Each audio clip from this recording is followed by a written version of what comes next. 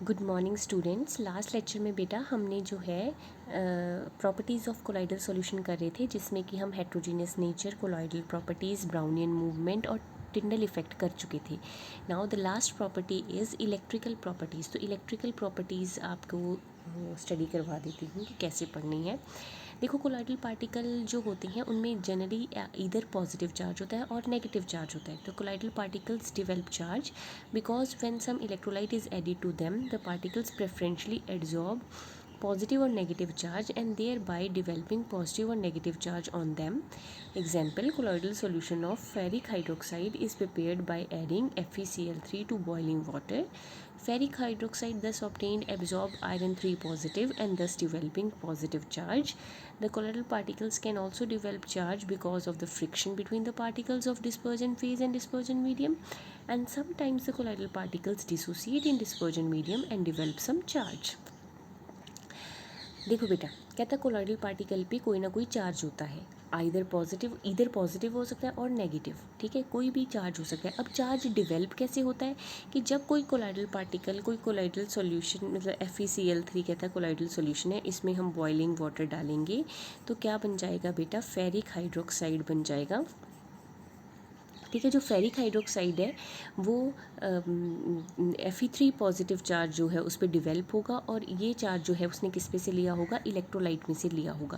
कहता है colloidal particle में जब हम कोई इलेक्ट्रोलाइट डालते हैं तो जो इलेक्ट्रोलाइट से वो प्रेफरेंशली किया, कभी पॉजिटिव चार्ज एब्जॉर्ब कर लेता है, कभी नेगेटिव चार्ज एब्जॉर्ब कर लेता है। अगर पॉजिटिव चार्ज एब्जॉर्ब कर लेता है, जैसे फेरिक क्लोराइड ने पॉजिटिव चार्ज एब्जॉर्ब किया तो वो फेरिक हाइड्रोक्साइड बना है जो कि पॉजिटिव कोलाइड है। अगर वो नेगेटिव चार्ज एब्जॉर्ब कर लेगा तो नेगेटिव कोलाइड बन जाएगा। कई बारी आपस में रगड़ लगने से, फ्रिक्शन होने से सॉल्वेंट और सॉल्यूट में तब भी चार्ज डिवेल्प हो जाता है, या कई बार डिसोसिएशन हो जाती है। देखो, ये RCOO है, ये डिसोसिएट होगा RCOO नेगेटिव और Na पॉजिटिव में। ठीक है, ये डिसोसिएट होगा RCOO नेगेटिव और Na पॉजिटिव में। तो इस पर भी जो है ये नेगेटिव और पॉजिटिव चार्ज डिवेल्प हो जाएगा। ठीक है बेटा। उसके बाद आ जाता है experimental determination of charge of colloidal particle. अब कोलॉइडल पार्टिकल बेटा पॉजिटिवली चार्ज है या नेगेटिवली चार्ज है, इसको पता लगाने के लिए हम दो मेथड यूज़ करते हैं कि कोलॉइडल पार्टिकल पे चार्ज है कौन सा, पॉजिटिव चार्ज है या नेगेटिव है। तो बेटा उसको पता लगाने के लिए हम जो है वो दो मेथड यूज़ करते हैं। एक होता है इलेक्ट्रोफोरेसिस और एक होता है इलेक्ट्रोऑस्मोसिस। इलेक्ट्रोफोरेसिस में हम क्या करते हैं, in the U-shaped tube we take colloidal solution and we fit the apparatus as shown in figure। हम एक U-shaped ट्यूब ले लेते हैं, ठीक है, और U-shaped ट्यूब में हम जो है अपना कोलॉइडल सॉल्यूशन डाल देते हैं और दो इलेक्ट्रोड्स, एक पॉजिटिव टर्मिनल और नेगेटिव टर्मिनल, उस पर अटैच कर देते हैं। ठीक है, तो अगर जैसे ही हम बिजली पास करते हैं तो कोलॉइडल पार्टिकल जो है वो एक तरफ अकोमोडेट होने शुरू हो जाते हैं, एक साइड अकोमोडेट होने शुरू हो जाते हैं। ऐसा इसलिए होता है क्योंकि कोलॉइडल पार्टिकल पे अगर तो बेटा नेगेटिव चार्ज है तो वो पॉजिटिव टर्मिनल की तरफ अकोमोडेट होने शुरू हो जाएंगे, अगर उनके ऊपर पॉजिटिव चार्ज है तो वो नेगेटिव टर्मिनल की तरफ अकोमोडेट होने शुरू हो जाएंगे। तो इस तरह से आपको पता चल जाएगा कि उसमें कौन सा चार्ज है, पॉजिटिव है या नेगेटिव है। क्योंकि अगर कोलॉइडल पार्टिकल पॉजिटिव की तरफ अट्रैक्ट हुए इसका मतलब उन पर नेगेटिव चार्ज है, अगर उन पर नेगेटिव चार्ज होगा तो वो पॉजिटिव की तरफ अट्रैक्ट होंगे, अगर उन पर पॉजिटिव चार्ज होगा तो वो नेगेटिव की तरफ अट्रैक्ट होंगे। तो इस मेथड को कहते हैं इलेक्ट्रोफोरेसिस, जिसमें हम एक U-शेप ट्यूब लेते हैं, उसमें हम अपना कोलॉइडल सॉल्यूशन डालते हैं, दो टर्मिनल पॉजिटिव नेगेटिव इलेक्ट्रिसिटी से अटैच कर देते हैं। अगर वो पॉजिटिव टर्मिनल की तरफ झुकेंगे that means they are negatively charge, if they attracted towards negative terminal then they are positively charge. तो इस तरह से जो है हमें कोलॉइडल पार्टिकल पे चार्ज पता लग जाएगा। This is electrophoresis. एक दूसरी टेक्निक होती है, उसे कहते हैं इलेक्ट्रोऑस्मोसिस। इलेक्ट्रोऑस्मोसिस में हम क्या करते हैं, सेम U-शेप ट्यूब लेते हैं, उसमें कोलॉइडल सॉल्यूशन डालते हैं, पर बीच में एक सेमी परमिएबल मेम्ब्रेन, यहाँ पे एक सेमी परमिएबल मेम्ब्रेन अटैच कर देते हैं, सेमी परमिएबल मेम्ब्रेन अटैच कर देते हैं। अब सेमी परमिएबल मेम्ब्रेन लगाने से क्या होता है कि जो कोलॉइडल पार्टिकल्स हैं वो तो इसको पार नहीं कर पाते, सिर्फ जो इलेक्ट्रोलाइट और पानी है वो ही इस सेमी परमिएबल मेम्ब्रेन को पार कर पाता है। ठीक है, और हमें पता है कि जो कोलॉइडल पार्टिकल हैं उन्होंने इलेक्ट्रोलाइट में से ऑपोजिट चार्ज एब्जॉर्ब किया होता है। ठीक है, मतलब कि इलेक्ट्रोलाइट के पास पॉजिटिव और नेगेटिव चार्ज होता है तो उसमें से एक चार्ज उन्होंने एब्जॉर्ब किया होता है। ठीक है, तो अगर जो इलेक्ट्रोलाइट है वो नेगेटिव टर्मिनल की तरफ गया है, इसका मतलब इलेक्ट्रोलाइट पे पॉजिटिव चार्ज है। ठीक है जी, तो जो आपका जो कोलॉइडल पार्टिकल्स होगा वो नेगेटिवली चार्ज होगा, एंड वाइस वर्सा। ठीक है। इलेक्ट्रोस्मोसिस में क्या होता है, some semi permeable membrane is used, एक सेमी परमेबल मेम्ब्रेन आप यूज़ कर देते हो, ठीक है। और उसमें क्या होता है कि movement of colloidal passes through the semi permeable membrane is not possible. कहता है जो कोलाइडल पार्टिकल की जो मूवमेंट है वो सेमी परमेबल मेम्ब्रेन के थ्रू नहीं हो सकती। सो सॉल्वेंट और इलेक्ट्रोलाइट जो है वो मूव करना शुरू कर देते हैं in the direction opposite to that of colloidal particle, and in this way we can find the charge on colloidal particle, ठीक है। तो जो क्योंकि उनमें सेमी परमेबल मेम्ब्रेन से उनकी मूवमेंट नहीं हो सकती, तो जो सॉल्वेंट और जो इलेक्ट्रोलाइट है वो एक तरफ मूव करना शुरू कर देते हैं, और जिस तरफ वो मूव करते हैं वो ऑपोजिट डायरेक्शन होती है जो कि कोलाइडल चार्ज के ऊपर, कोलाइडल पार्टिकल्स के ऊपर चार्ज होता है। This process of movement of colloidal solvent particles through semi permeable membrane under the effect of electric field is known as electroosmosis. इसे कहते हैं कि movement of solvent particle through semi permeable membrane under the effect of electric field is electroosmosis, ठीक है। तो इलेक्ट्रोऑस्मोसिस में solvent की और इलेक्ट्रोलाइट की मूवमेंट होती है, इलेक्ट्रोफोरेसिस में कोलाइडल पार्टिकल्स की मूवमेंट होती है। इस तरह से आप जो है एक्सपेरिमेंटली डिटरमाइन कर सकते हो कि कोलाइडल पार्टिकल्स पे क्या चार्ज है। Okay, next most important definition की व्हाट इज़ कोआगुलेशन। पीछे आपने टर्म पढ़ी थी बेटा पेप्टाइजेशन। पेप्टाइजेशन में हम क्या कर रहे थे, प्रेसिपिटेट्स को कोलाइडल पार्टिकल में चेंज कर रहे थे by adding suitable electrolyte. Coagulation peptization का उल्टा है, इसमें हम कोलाइडल पार्टिकल्स को, कोलाइडल सॉल्यूशन को किस में चेंज करेंगे, प्रेसिपिटेट में चेंज करेंगे by adding suitable electrolyte. Okay, the process of conversion of colloidal particle into precipitates by adding excess of electrolyte. आप इसमें एक्सेस ऑफ इलेक्ट्रोलाइट जो है ऐड कर दोगे, इसे कहते हैं कोलाइडल पार्टिकल को प्रेसिपिटेट में चेंज करना। ये चेंज कैसे होंगे बेटा, कोलाइडल पार्टिकल पे कोई चार्ज होता है, या तो पॉजिटिव हो सकता है या नेगेटिव हो सकता है, या तो ये पॉजिटिव कोलाइड हो सकता है या नेगेटिव कोलाइड हो सकता है।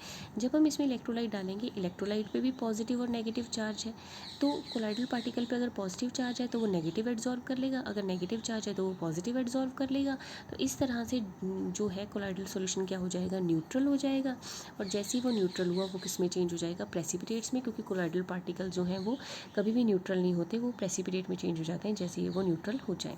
तो कोलाइडल पार्टिकल के पास क्या कहता है, मैकेनिज्म क्या है कि कोलाइडल पार्टिकल के पास कुछ चार्ज होता है, जब आप उसमें इलेक्ट्रोलाइट ऐड करते हो कोलाइडल पार्टिकल जो है वो ऑपोजिट चार्ज ले लेते हैं, ठीक है। अगर कोलाइडल पार्टिकल के ऊपर पॉजिटिव चार्ज है तो वो नेगेटिव ले लेंगे, नेगेटिव है तो पॉजिटिव ले लेंगे, इस तरह से वो न्यूट्रलाइज हो जाएंगे, और जैसे वो न्यूट्रल हुए तो वो एक दूसरे के क्लोज आ जाएंगे, जैसे वो एक दूसरे के क्लोज आए तो बेटा जो है प्रेसिपिटेट में चेंज हो जाएंगे और कोगुलेशन हो जाएगी, क्योंकि कोगुलेशन का मतलब होता है conversion of colloidal particle into precipitate. अब कोगुलेशन से रिलेटेड ही बहुत इंपॉर्टेंट रूल है हार्डी-शुल्ज़ रूल। हार्डी-शुल्ज़ एक साइंटिस्ट था, उसने कहा कि जितना इलेक्ट्रोलाइट पे चार्ज ज़्यादा होगा, जो आप इलेक्ट्रोलाइट ऐड कर रहे हो कोगुलेशन करवाने के लिए, उस इलेक्ट्रोलाइट पे जितना चार्ज ज़्यादा होगा, उसकी वैलेंसी जितनी ज़्यादा होगी, उतनी जल्दी जो है आपका जो कोलाइडल सॉल्यूशन है वो प्रेसिपिटेट्स में चेंज होगा।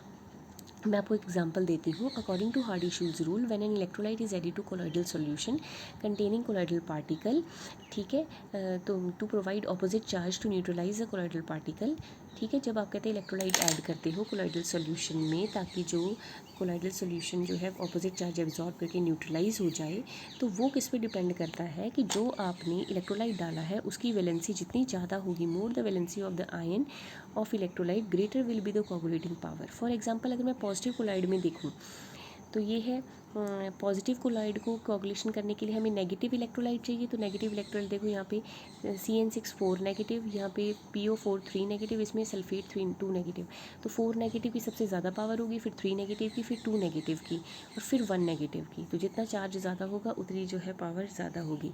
अगर मैं पॉजिटिव की बात करूँ, इसमें देखो नेगेटिव में तो 4 negative, 3 negative, 2 negative, 1 negative. Similarly अगर नेगेटिव कोलाइडल पार्टिकल है तो हमें पॉजिटिव इलेक्ट्रोलाइट चाहिए, तो पॉजिटिव इलेक्ट्रोलाइट में एल्यूमिनियम 3 पॉजिटिव की पावर सबसे ज़्यादा, फिर मैग्नीशियम 2 पॉजिटिव, फिर K पॉजिटिव। तो जितनी ज़्यादा वैलेंसी या चार्ज होगा आयंस के ऊपर, उतना ज़्यादा बेटा तेज़ी से आपकी कोगुलेशन होगी। अब कोगुलेशन वैल्यू और फ्लोक्यूलेशन वैल्यू क्या होती है, कहता है जो मिनिमम कंसंट्रेशन मिली मोल्स में इलेक्ट्रोलाइट की चाहिए जिससे कि 1 लीटर कोलाइडल सॉल्यूशन की कोगुलेशन हो जाए, that value is known as flocculation value. कहता है जितना आपको मिनिमम अमाउंट जो है मिली मोल्स में इलेक्ट्रोलाइट का चाहिए 1 लीटर कोलाइडल सॉल्यूशन को कोगुलेट करने के लिए, 1 लीटर कोलाइडल सॉल्यूशन है उसको प्रेसिपिटेट में चेंज करना है, कितने कम से कम मिली मोल आपको इलेक्ट्रोलाइट के चाहिए, दैट मिली मोल जो है इलेक्ट्रोलाइट का, it is known as flocculation value या कोगुलेशन वैल्यू। ठीक है जी। अगला टर्म है प्रोटेक्शन ऑफ कोलॉइडल पार्टिकल्स। अब बेटा दो तरह के कोलॉइडल पार्टिकल्स हमने पढ़े थे, लायोफोबिक और लायोफिलिक। लायोफोबिक जो थे वो चार्ज के कारण स्टेबल थे क्योंकि उनके ऊपर चार्ज था। तो जो लायोफोबिक है उन्हीं को ही प्रोटेक्शन की ज़रूरत होती है क्योंकि उनके ऊपर चार्ज होता है, तो इलेक्ट्रोलाइट अगर आएगा तो वो न्यूट्रलाइज होने के उनके चांसेस ही होंगे। लायोफिलिक पे तो कोई चार्ज नहीं है तो वो तो ऑलरेडी स्टेबल ही है। ठीक है, तो हमने अगर लायोफोबिक कोलाइडल सॉल्यूशन को प्रोटेक्ट करना है, उसकी प्रेसिपिटेशन बनने से रोकनी है, उसके प्रेसिपिटेट बनने से रोकने हैं, क्योंकि प्रोटेक्शन ऑफ कोलाइडल पार्टिकल का मतलब क्या है कि कोलाइडल सॉल्यूशन के प्रेसिपिटेट बनने से रोकने के लिए आप उसको प्रोटेक्शन कैसे प्रोवाइड करोगे। तो कहता है कि जो लायोफोबिक कोलॉइड्स हैं वो स्टेबल होते हैं due to charge on them, और उन्हीं के ही प्रेसिपिटेट बनने का खतरा होता है, तो उनको प्रेसिपिटेट बनाने से रोकने के लिए even in the presence of some electrolyte, कि चाहे हम उसमें इलेक्ट्रोलाइट डालें लेकिन उसके प्रेसिपिटेट ना बने, उसको रोकने के लिए हम जो भी प्रोसेस यूज़ करते हैं that is known as protection of colloid. और हम इस प्रोटेक्शन के लिए क्या यूज़ करते हैं, हम लायोफोबिक कोलॉइड में थोड़ा सा लायोफिलिक कोलॉइड ऐड कर देते हैं। लायोफिलिक कोलॉइड क्या होते हैं, उनके अराउंड लेयर ऑफ लिक्विड होती है जो उनको सराउंड करती है, तो इसलिए जो लायोफिलिक होते हैं वो लायोफोबिक को कवर कर लेते हैं।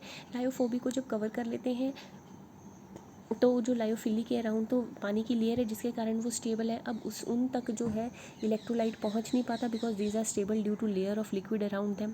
अगर उनके तक इलेक्ट्रोलाइट अप्रोच ही नहीं कर पाया तो उनकी जो है कोगुलेशन नहीं होगी, तो लायोफोबिक जो है बच जाएगा, क्योंकि लायोफोबिक की ऐसे एक लेयर है, दिस इज़ लायोफोबिक, इसके ऊपर तो चार्ज है, सपोज इसके ऊपर पॉजिटिव चार्ज है, लेकिन मैंने अब इसके ऊपर लायोफिलिक कोलाइड डाला तो लायोफिलिक ने इसको घेर लिया। लायोफिलिक तो स्टेबल है due to layer of liquid around it, इसके ऊपर कोई चार्ज नहीं है लायोफिलिक के अराउंड, तो अब इलेक्ट्रोलाइट इसको अप्रोच भी करेगा तो उस पर कोई इफेक्ट नहीं डाल पाएगा। तो इस तरह से जो है उसकी लायोफोबिक कोलाइड की प्रोटेक्शन हो जाएगी। ठीक है जी।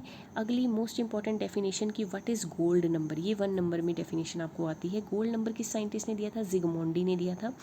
गोल्ड नंबर क्या होता है कि ये जो आप मिनिमम अमाउंट मिलीग्राम्स में प्रोटेक्टिव कोलॉइड ऐड करते हो ताकि आपके 10 ml रेड गोल्ड सॉल्यूशन, देखो 10 ml रेड गोल्ड सॉल्यूशन है, ये कोलॉइडल सॉल्यूशन है, इसमें हमने इलेक्ट्रोलाइट डाला हुआ है 1 ml 10% NaCl, लेकिन इसकी कोगुलेशन ना कर पाई, ये जो रेड गोल्ड सॉल्यूशन है इसकी कोगुलेशन हो जाएगी NaCl से, लेकिन इसकी कोगुलेशन ना हो पाए, इसके एवज में जो हम प्रोटेक्टिव कोलाइड ऐड करेंगे कम से कम मिलीग्राम में जो हम प्रोटेक्टिव कोलाइड ऐड करेंगे that is your gold number. मैं दोबारा से एक्सप्लेन करती हूँ कि आपके पास 10 ml गोल्ड सॉल्यूशन है और उसमें जो है 1 ml 10% NaCl इलेक्ट्रोलाइट ऐड किया हुआ है। अब इलेक्ट्रोलाइट तो गोल्ड सॉल्यूशन की कोआगुलेशन करवा देगा, लेकिन उस कोआगुलेशन को रोकने के लिए हम जितना मिनिमम अमाउंट में प्रोटेक्टिव कोलॉइड मिलीग्राम्स में डालते हैं that protective colloid is known as gold number. It is the number of milligrams of protective colloid that must be added to prevent the coagulation of 10 ml of gold sol. When 1 ml 10% NaCl is added to it, it is known as gold number. Okay उसके बाद हमने gels पढ़ी थी। Gels मैंने detail में पढ़ाया था। Gels जो होते हैं वो liquid in solid type of colloidal solution होते हैं। जेली टाइप अपीयरेंस होती है, लिक्विड कम होता है, सॉलिड ज़्यादा होता है। जेल जो है बेटा अगर वो ज़्यादा देर पड़े रहें तो उनमें से पानी जो उनका लूज़ होना शुरू हो जाता है, वो उनका पानी इनमें से निकलना शुरू हो जाता है। जैसे आपने जेल जो आप बालों में लगाते हो या जेली जब आप खाते हो तो उसके ऊपर आपने लिक्विड के बबल्स देखे होंगे, तो उनका जो पानी है उसमें से निकलना शुरू हो जाता है। That is known as weeping of gel या सिनेरिस भी कहते हैं, जब जेल में से पानी लूज़ होना शुरू हो जाए। तो जेल आपके दो तरह के होते हैं, एक इलास्टिक जेल होते हैं, एक नॉन